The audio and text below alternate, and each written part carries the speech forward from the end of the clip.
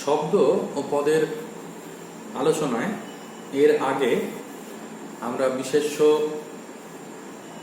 সর্বনাম, বিশেষণ ইত্যাদি পদ নিয়ে আলোচনা করেছি। যখন এই সকল বিশেষ্য, সর্বনাম, বিশেষণ, ক্রিয়া ইত্যাদি পদ বাক্যের বাইরে থাকে তখন এদেরকে আমরা শব্দ বা ধাতু নামে ডেকে থাকি, এবং যখন এটা বাক্যে ব্যবহৃত হয় তখন বলা হয়ে থাকে পদ। এখন শব্দ বা ধাতু অবস্থায় এদের যে রূপ পদে থাকাকালীন তাদের কিন্তু সেই রূপের পরিবর্তন ঘটে। অর্থাৎ আমরা বলতে পারি একটি শব্দ বা একটি ধাতু তার চেহারা নানাভাবে বদলে যায়। সেটা তাতে বিভক্তি যোগ করে বদল ঘটানো যেতে পারে, তার বচনের পরিবর্তন ঘটিয়ে বদল ঘটানো যেতে পারে, অথবা তার লিঙ্গ পরিবর্তন করে বদল ঘটানো যেতে পারে, বা প্রত্যয় যোগ করেও সেই পরিবর্তন ঘটানো যেতে পারে। যেমন উদাহরণ হিসাবে যদি বলি, বালক একটি শব্দ, কিন্তু আমরা বাক্যের মধ্যে যখন তাকে ব্যবহার করছি তখন তাকে বালক অথবা বালকের বা বালককে এরকমভাবে ব্যবহার করতে পারি। অর্থাৎ সেক্ষেত্রে যখন সেটি বাক্যে পদ আকারে ব্যবহৃত হচ্ছে তখন তার সাথে এর বা কে ইত্যাদি বিভক্তি যুক্ত হচ্ছে।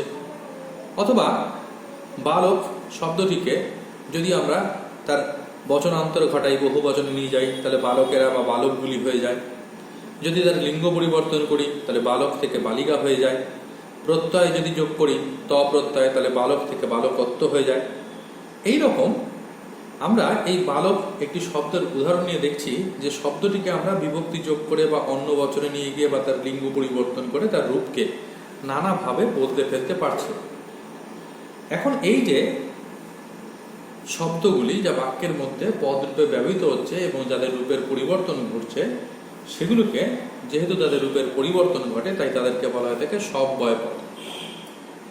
বাক্যে এই পদগুলি ছাড়াও, অর্থাৎ সব্যয় যাদের রূপের পরিবর্তন ঘটে, সেই সকল পদ ছাড়াও আরো কিছু পদ রয়েছে, আরো এক ধরনের পদ রয়েছে যাদের কোনো অবস্থাতেই রূপের পরিবর্তন ঘটে না।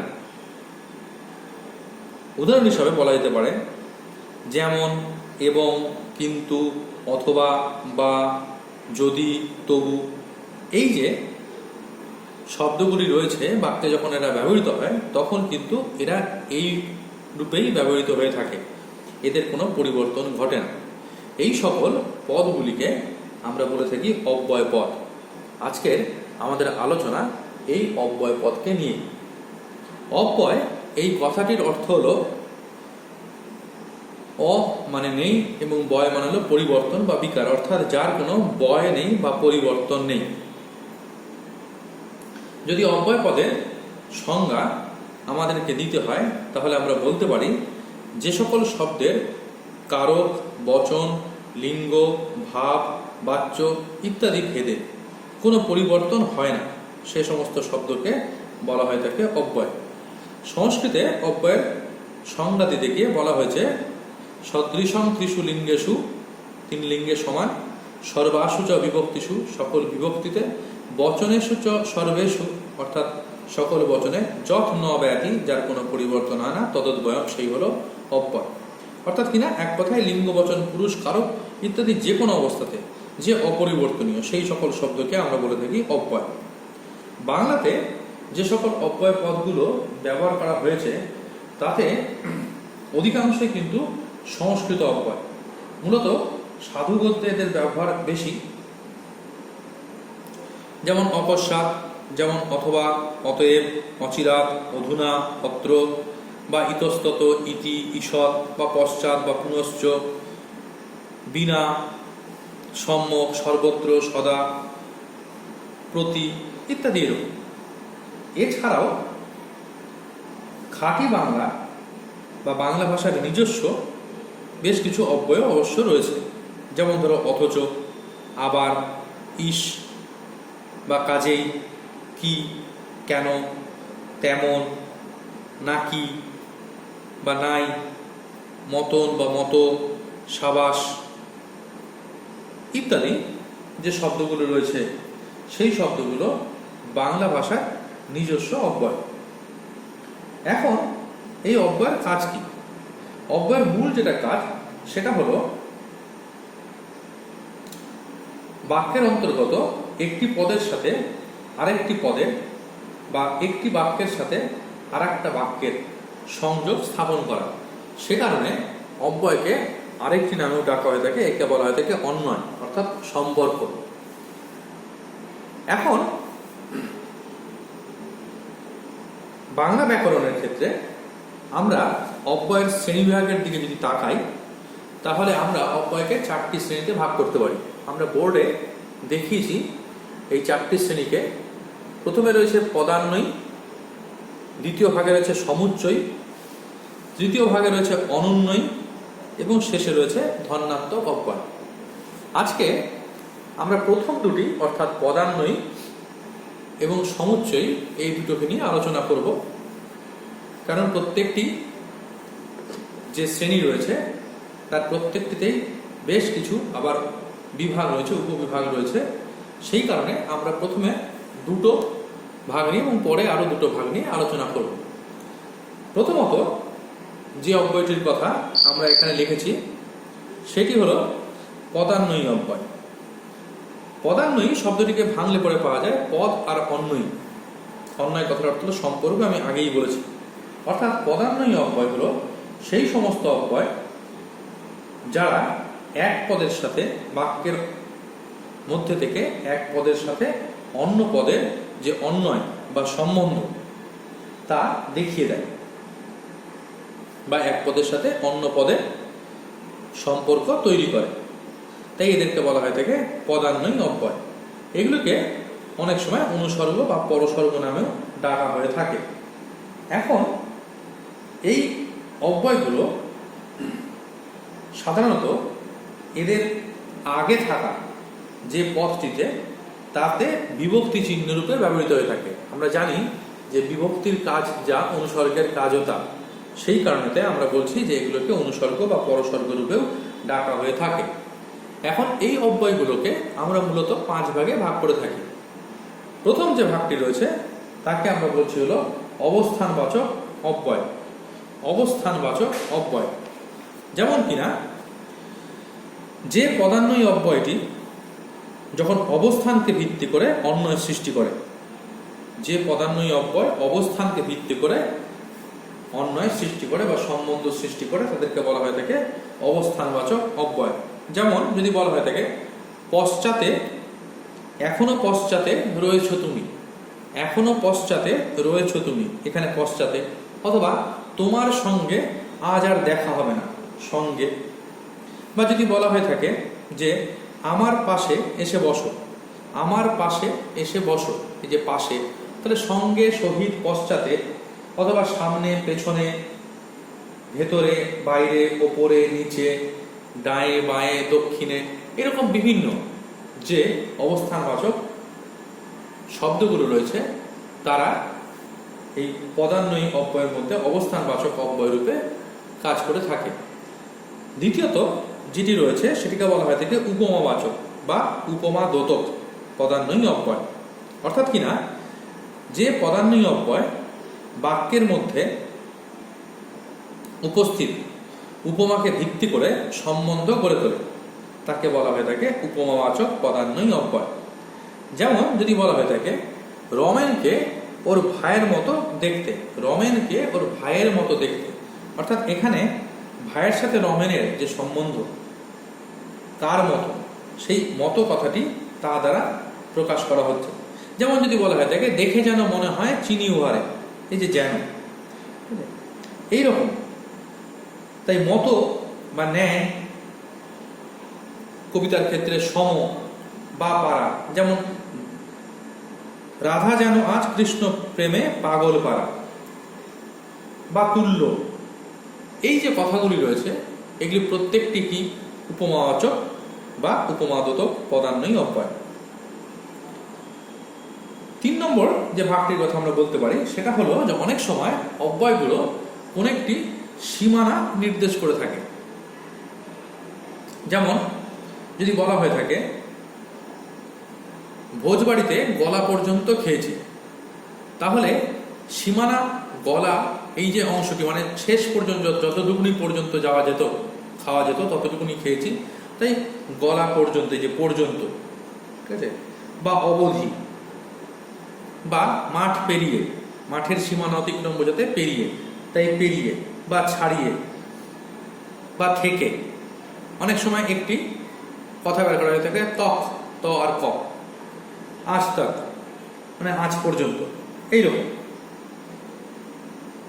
চতুর্থ যে ভাগটি রয়েছে সেটি হলো ব্যতিরেকাত্মক, একটি ছাড়া অন্যটি, এইরকম অর্থে যখন ব্যবহার করা হয়ে থাকে। যেমন দুঃখ বিনা সুখ লাভ হয় কি জগতে, এই যে বিনা বা বিহনে বা বিনে বা বিনার পরিবর্তে ব্যতীত। সামান্য কটি টাকা বই তো নয়, বই, বা সাধারণ ভাষায় ব্যবহৃত, বাংলায় ব্যবহৃত ছাড়া, ভিন্ন, বাদে, এই যে কথাগুলি, এগুলি প্রত্যেকটি ব্যতিরেকাত্মক পদান্বয়ী অব্যয়ের উদাহরণ। শেষ যে ভাগটি রয়েছে সেটা হলো যে কখনো কখনো এই যে অব্যয়গুলো, এই অব্যয়গুলো আমরা বলেছি কিরকম অনুসর্গ রূপে ব্যবহৃত হয়, তাই পঞ্চম যে ভাগটি রয়েছে সেটা হলো অনুসর্গ রূপে ব্যবহৃত পদান্বয়ী অব্যয়। যেমন ছাত্রদের নিমিত্ত গৃহ নির্মিত হচ্ছে, এই যে নিমিত্ত বা জন্য, বা জিনিসটির দাম বাবদ 5 টাকা রাখো, বাবদ, তাই দরুন, নিমিত্ত। কবিতার ক্ষেত্রে আমরা অনুসর্গ রূপে ব্যবহৃত করতে পারি সকলের তরে সকলে আমরা, তরে, লাগিয়া, তাই দরুন, নিমিত্ত, তরে, জন্যে, বাবদ, লাগিয়া ইত্যাদি যে অব্যয়গুলো রয়েছে যারা বাক্যের মধ্যে অনুসর্গ রূপেও কাজ করে থাকে তাদেরকে আমরা বলে থাকি পদান্বয়ী অব্যয়। কিন্তু পদান্বয়ী অব্যয়ের ভাগ কি? এটা অনুসর্গ রূপে ব্যবহৃত পদান্বয়ী অব্যয়। তো এই হলো পদান্বয়ী অব্যয়ের 5টি মূল ভাগ, যেগুলো সাধারণত আমরা দেখতে পাই। দ্বিতীয় যে অংশটি রয়েছে তাকে বলা হচ্ছে সমুচ্চয়ী অব্যয়। সমুচ্চয়ী অব্যয় অর্থাৎ কিনা যে অব্যয় একাধিক পদের বা একাধিক বাক্যের মধ্যে সংযোগ বা বিয়োগ বা সংকোচন ইত্যাদি সাধন করে থাকে তাকে বলা হয় থাকে সমুচ্চয়ী অব্যয়। যে অব্যয় একাধিক পদ বা বাক্যের মধ্যে সংযোগ ঘটায় বা বিয়োগ ঘটায় বা বিয়োজক বা সংকোচক হিসেবে কাজ করে থাকে তাকে বলা হয় থাকে সমুচ্চয়ী অব্যয়। এই যে অব্যয়গুলো রয়েছে একে আমরা মূলত বেশ কয়েকটি ভাগে ভাগ করতে পারি। সাধারণত অধিকাংশ ক্ষেত্রে যেটা দেখানো হয়ে থাকে যে ছাত্রছাত্রীদের জন্য সহজবোধ্য এবং আধুনিক যে ধারা, আধুনিক ব্যবহারের যে ধারা, সেই অনুযায়ী একে সাধারণত 6টি ভাগে ভাগ করা হয়ে থাকে। তবু আমরা এখানে আরো বিস্তারিতভাবে ভাগ করে একে 8টি ভাগে ভাগ দেখিয়েছি। যেমন প্রথম যে ভাগটির কথা বলতে হয় তাকে বলছে যে সংযোজক অব্যয়। সংযোজক অব্যয় তাকে বলা হয় সংযোজক অর্থাৎ যুক্ত করা। অর্থাৎ কিনা যে ধরনের অব্যয় 2 বা ততোধিক বাক্য, 2 বা তার বেশি সংখ্যক বাক্য বা পদকে সংযুক্ত করে থাকে তাকে বলা হচ্ছে সমুচ্চয়ী অব্যয়। যেমন আমরা লিখেছি ও এবং আর ইত্যাদি অব্যয়গুলোকে আমরা সংযোজক অব্যয় হিসেবে ব্যবহার করতে পারি। যেমন যদি বলা হয় থাকে রাম, শ্যাম আর যদুকে ডাকতো লক্ষণ। রাম, শ্যাম আর যদুকে ডাকতো লক্ষণ। তাহলে এখানে এই যে আর, এই আর রাম, শ্যাম আর মাঝখানে দিয়ে যদু, অর্থাৎ 3টে রাম, শ্যাম, যদু, এই 3টে পদকে সংযুক্ত করার জন্য আর এর একটা বড় ভূমিকা রয়েছে। তাই এইরকম আর একে আমরা কি বলতে পারি? একে আমরা বলতে পারি সংযোজক। অথবা যদি এরকম হতে পারে রচনার প্রধান গুণ এবং প্রথম প্রয়োজন সরলতা ও স্পষ্টতা। রচনার প্রধান গুণ এবং প্রথম প্রয়োজন সরলতা ও স্পষ্টতা। এই যে এবং, একেও আমরা কি বলতে পারি? একেও আমরা বলতে পারি হলো যে এটা হলো সংযোজক অব্যয়। যদি এরকম বলা হয়ে থাকে, পলাশীর যুদ্ধ বাংলা তথা ভারতের ইতিহাসের এক স্মরণীয় ঘটনা, তাহলে তথা এটিও হলো সেই সংযোজক অব্যয়ের আরেকটি উদাহরণ। এরপরে যেটা রয়েছে সেটাকে বলা হয় থাকে বিয়োজক। এর আরেকটি নাম রয়েছে বৈকল্পিক। কাকে বলে? বলছে দুই বা তার বেশি সংখ্যক পদ বা বাক্যকে পৃথক করে, কিংবা অন্যভাবে বলা যেতে পারে দুই বা ততোধিক বিষয়ের মধ্যে যখন একটি নির্বাচন করে তখন তাকে বলা হয় থাকে বিয়োজক বা বৈকল্পিক। বিকল্প এখান থেকে এসছে বৈকল্পিক। যেমন যদি বলা হয় থাকে তুমি আগে আমার এখানে আসবে, না আমি তোমার ওখানে যাব। তুমি আগে আমার এখানে আসবে, না আমি তোমার ওখানে যাব। অর্থাৎ এই যে দুটো কাজ রয়েছে, হয় তুমি আসবে নতুবা আমি ওখানে যাব, এর মাঝখানে যে কোনো একটা ঘটবে। তো সেই ক্ষেত্রে না এই অব্যয়টি দুটো কাজের যে কোনো একটা ঘটানোর কথাকে বোঝাচ্ছে, যুক্ত করেনি। অথবা এই জীবনটা ভালো কিংবা মন্দ কিছু একটা ভাবে কাটিয়ে যাওয়া যায়, তাহলে ভালো হতে পারে অথবা মন্দ হতে পারে, যে কোনো একটা। তাই বলছে যে দুই বা ততোধিক বিষয়ের মধ্যে একটি নির্বাচন, তাই কিংবা অথবা বা এই ধরনের অব্যয়গুলোকে আমরা বলে থাকি বিয়োজক বা বৈকল্পিক। 3 নম্বর যে ভাগটির কথা বলতে হয় সেটা হলো সংকোচক। সংকোচক যে সকল অব্যয় বাক্যে ব্যবহৃত হয়ে স্বাভাবিকভাবে যে ফল পাওয়ার উচিত তা না বুঝিয়ে তার বিপরীত ফলটিকে প্রত্যক্ষ করে তোলে, তাকে বলা হয় থাকে সংকোচক সমুচ্চয়ী অব্যয়। অর্থাৎ স্বাভাবিক বা আশঙ্কিত ফল যেটা হওয়া উচিত ছিল সেটা না হয়ে তার বিপরীতটি যদি হয়ে থাকে তখন তাকে বলা হয় থাকে সংকোচক। যেমন যদি বলা হয় থাকে জগৎ সব কিছু বুঝলো কিন্তু মুখ ফুটে কিছু বলতে পারলো না। জগৎ সব কিছু বুঝলে পরে তার হয়তো যদি তার বিরুদ্ধ, তার পক্ষে খারাপ কোনো ঘটনা হতে পারে এমনটা যদি সে বুঝে থাকে, তাহলে সে তার প্রতিরোধ বা প্রতিবাদ করার চেষ্টা করবে, কিন্তু সে বলতে পারেনি। অর্থাৎ স্বাভাবিক যেটা করার উচিত ছিল সেটা সে করতে পারলো না। তাই এখানে এই যে জগৎ সব কিছু বুঝলো, মুখ ফুটে বলতে পারলো না, এর মাঝখানে যে কিন্তু কথাটি রয়েছে, কিন্তু অব্যয়টি রয়েছে, সেটা হলো সেই জিনিস যা স্বাভাবিক বা আশঙ্কিত ফল না বুঝে বিপরীত অর্থ বোঝাতে সাহায্য করছে। তাই তাকে আমরা কি বলছি? তাকে আমরা বলছি সংকোচক, সমুচ্চয়ী সংকোচক অব্যয়। যেমন তোমাকে যদি এরকম বলা হয় থাকে তোমাকে তো অনেকবারই সাবধান করে দিয়েছি, তাই সাবধান করে দেওয়ার কারণে যাকে সাবধান করে দেওয়া হচ্ছে সে অবশ্যই সাবধান হয়ে যাবে, অথচ সেই একই ভুল বারবার করছো, তাই অথচ এটাকে আমরা বলতে পারি সেই রকম সংকোচক অব্যয়। বা যদি এমন বলা হয়ে থাকে কেহ বলিয়া দিতেছে না তো তথাপি তপবন বলিয়া বোধ হইতেছে। কেহ বলিয়া দিতেছে না বা কহিয়া দিতেছে না, তথাপি তপবন বলিয়া বোধ হইতেছে। এই যে তথাপি, না বললেও মনে হচ্ছে।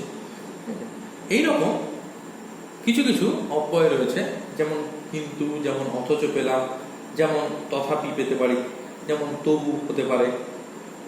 এরকম বরং, পরন্তু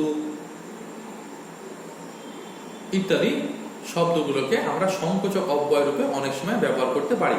তবে মনে রাখা দরকার যে একই অব্যয় কিন্তু ভিন্ন ভিন্ন অর্থে বিভিন্ন জায়গায় ব্যবহৃত হতে পারে। অর্থাৎ কখনো তা সমুচ্চয় রূপে ব্যবহৃত হতে পারে, কখনো তা পদান্বয়ী রূপেও ব্যবহৃত হতে পারে। তাই অর্থ বোঝাটা খুব জরুরি যে তারা কি করছে, তাদের কাজটি কি।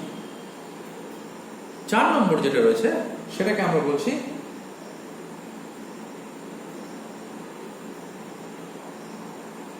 ব্যতিরেকাত্মক। যেমন ব্যতিরেকাত্মক অর্থাৎ কিনা যেসব অব্যয় বাক্যে ব্যবহৃত হয়ে অভাব বা ভেদ অর্থটিকে প্রত্যক্ষ করে তাদেরকে বলা হয় থাকে ব্যতিরেকাত্মক সমুচ্চয়ী অব্যয়। অর্থাৎ এখানে অভাব বা ভেদ অর্থটি প্রকাশিত হয়ে থাকে। যেমন যদি এরকম হয়ে থাকে পতির পুণ্যে সতীর পুণ্য নহিলে ফরজ বাড়ে, বা নহিলে ফরজ বাড়ে। অর্থাৎ কিনা পতির পুণ্যে সতীর পুণ্য, স্বামীর পুণ্যের কারণে স্ত্রীর পুণ্য হবে। যদি তার অভাব ঘটে থাকে তাহলে খরচা বৃদ্ধি পাবে, কারণ তাকেও তখন পুণ্যকর্মে সামিল করার জন্য আরো কিছু খরচ করতে হবে। সত্য বলো নতুবা শাস্তি পাইবে। সত্য বলো অর্থাৎ সত্য বললে পরে শাস্তির আশঙ্কা নেই, কিন্তু যদি না বলো অর্থাৎ তার যদি অভাব হয়ে থাকে, না বলিলে শাস্তি পাইবে। তাই নতুবাটা হলো সত্য না বললে সত্যের অভাবজনিত কারণে যে ঘটনা হতে পারে সেটা বোঝানোর জন্য।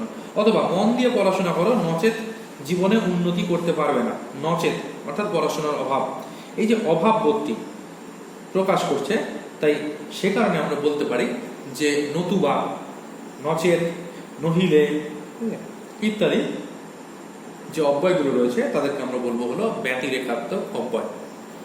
এরপরে 5 নম্বর যে ভাগটি রয়েছে সেটা হলো সিদ্ধান্তবাচক, অর্থাৎ বাক্যের মধ্যে যে সকল অব্যয় সিদ্ধান্ত সূত্রে দুটো বাক্যকে সংযুক্ত করে তাদেরকে বলা হয়ে থাকে সিদ্ধান্তবাচক সমুচ্চয়ী অব্যয়। বাংলা ক্ষেত্রে, আধুনিক বাংলার ক্ষেত্রে এদের যথেষ্ট গুরুত্ব, তার কারণ এরা যুক্তিবাহী বক্তব্যকে বাক্যে ব্যবহৃত করে বাক্যকে অনেক বেশি সংহত করতে সাহায্য করে থাকে। যেমন যদি বলে থাকি এই আমার মায়ের আদেশ, কাজেই আমাকে মানতেই হবে, এই যে কাজী, ঠিক আছে, এরকম সেই রূপ, অতএব, কাজে কাজে, এই কথাগুলোকে আমরা বলে থাকি সিদ্ধান্ত সূচক অব্যয়। তারপরে যেটা রয়েছে সেটা হলো হেতুবাচক। হেতুবাচক অর্থাৎ হেতু বা কারণ বুঝিয়ে দুটি বাক্যকে সংযুক্ত করে থাকে। তার কন্যাটি হঠাৎ অসুস্থ হয়ে পড়েছে বলে তিনি সভায় উপস্থিত হতে পারেননি, এই যে বলে। অথবা যদি এরকম হয়ে থাকে বাড়ি আমাকে যেতেই হবে, কেননা এ আমার মায়ের আদেশ, অর্থাৎ আমাকে বাড়ি যাওয়ার কারণটা কি, সেটা হলো আমার মায়ের আদেশ। তাহলে এই যে এর মাঝখানে এই কারণটিকে বুঝিয়ে, বাড়ি যাওয়ার কারণটিকে বুঝিয়ে দুটো বাক্যকে সংযুক্ত করার জন্য কেননা কথাটি ব্যবহার করা হয়েছে, তাই এটা বলা হচ্ছে হেতুবাচক।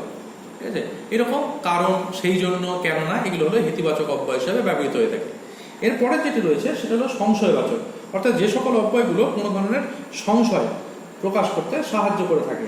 যেমন যদি এরকম হয়ে থাকে, আমরা বলেছি যে পাছে লোকে কিছু বলে, পাছে লোকে কিছু বলে, ঠিক আছে, তাহলে পাছে এরকম, ওই বুঝি বাঁশি বাজে, বুঝি, লোকটা বুঝি পাগল, এখানেও বুঝি, ঠিক আছে। তো এইরকম কাজটা শেষ করতে না পারলে যদি তিনি অসন্তুষ্ট হন ইত্যাদি।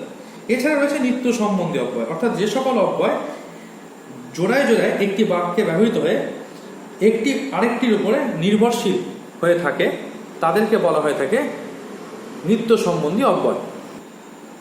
অর্থাৎ এদের একটি যদি বাক্যে ব্যবহৃত হয় তাহলে অনিবার্যভাবে অন্যটি এসে পড়ে এবং দুটো বাক্যকে তারা সংযুক্ত করতে সাহায্য করে। এদেরকে অনেকে সাপেক্ষ অব্যয় করে থাকে। যেমন যদি তুমি আসো তাহলে আমি যাব, অথবা যেমন কর্ম তেমন ফল ইত্যাদি। তাহলে এই হলো অব্যয়ের প্রথম দুটি ভাগ, বাকিগুলো আমরা পরে আলোচনা করব।